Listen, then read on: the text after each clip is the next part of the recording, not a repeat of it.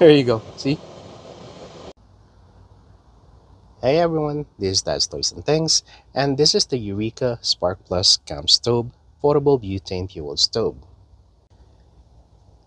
In the last episode, I told you why I switched to a butane grill, and for the same reasons, I also switched to a butane stove. Number one being is the compact design. Butane stove grills, they mostly come with a case like this, and it's a hard case. So if you look here, it's very small. You can put it anywhere, and yeah, it's really nice compared to the propane stove that I have. And as you can see here, this is very small. The width, if you look at that, just 13-inch, and it's just below 10-inch. And this is just about 4-inch, including this. So like I said, it's very compact. Now I just put down this flame shield because this is plastic. It doesn't really get hot at the bottom that much, but just to make sure, just to be safe, I have this flame shield underneath. And this is the stove itself. As you can see, you have the control here, the locking mechanism, and there's a wind guard right here. Okay. And the difference between this and some of the other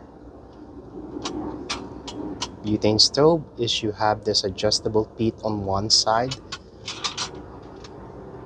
and this is the other end. There you go. And let me show you what it looks like underneath. And there you go. Now this is the fuel compartment for the fuel canister. I'll show you how to do that. And then this is for my Butane grill. And this is the top portion. As you can see here, you got this a little bit serrated, so when you put pots and pans in here, it's not gonna move a lot. They still move, but this helps to keep them in place. And of course, you have this so that the dirt and anything doesn't go right to the bottom. And right inside, you have the burner. Right here, you have the piezo igniter, and pretty much that's what's inside.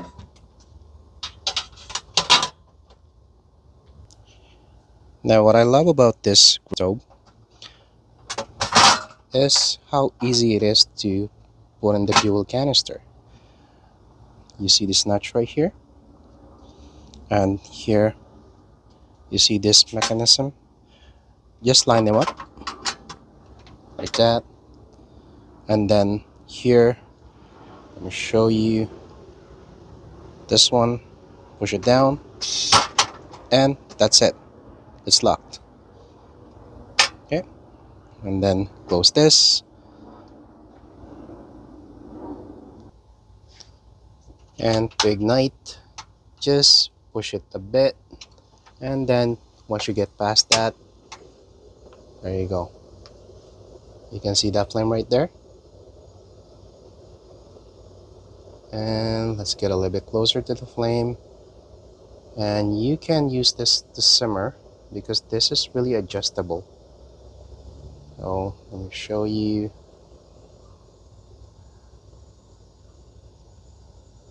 See the precision in this thing?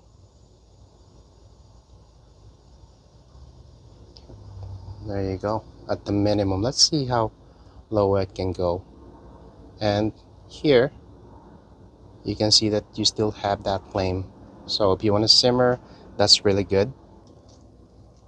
Now for the specification, this is about 11,500 BTU burner. It's not a lot. Propane, with propane you can get up to 20,000, but that's not really, I'm okay with it. And the reason being is most of the camping stove, camping pots and pans that you use, they're really thin. So you don't really want a lot of fire, because what's gonna happen is if you do that, you're just gonna burn everything, right? So this is really good. And in my experience, one tank like this, if you're cooking continuously, let's say a medium to high, you're gonna get about an hour to hour and a half of these things. And these things are really cheap, and you can get them from anywhere.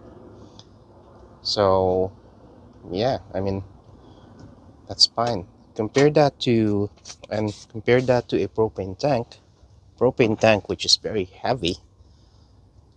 You got a propane tank right here. It's heavy. This one's smaller, lighter. And then the other thing, let me say this again, is the disposal. Propane tank, you have to dispose them in a specific depot location. You can't just put it in your recycling bin. Now this one, when you're done with it, when it's empty, I'm gonna show you what I did here. I do have a tool where you can punch these holes if it's empty, and now you can just dispose this into your recycling bin. Just make sure that there's nothing left before you dispose it in this recycling bin. So what you would do is just punch these holes, leave it outside for a few minutes, and then put it in the recycling bin. And lastly, I like the color. I just like the color in this thing. Now, this thing right here, does it really work? Why don't we test it? Today is not that windy, so I'm gonna create an artificial wind using my Ryobi. Here you go. Okay, so let's turn it on. I got this in the minimum setting. Let's see if this thing is gonna light up. So push this. There you go. It's up. And of course the wind would be coming from this side right here. You can see. Well, it looks like this thing is working, but that's the minimum, right? So why don't we increase the a little bit?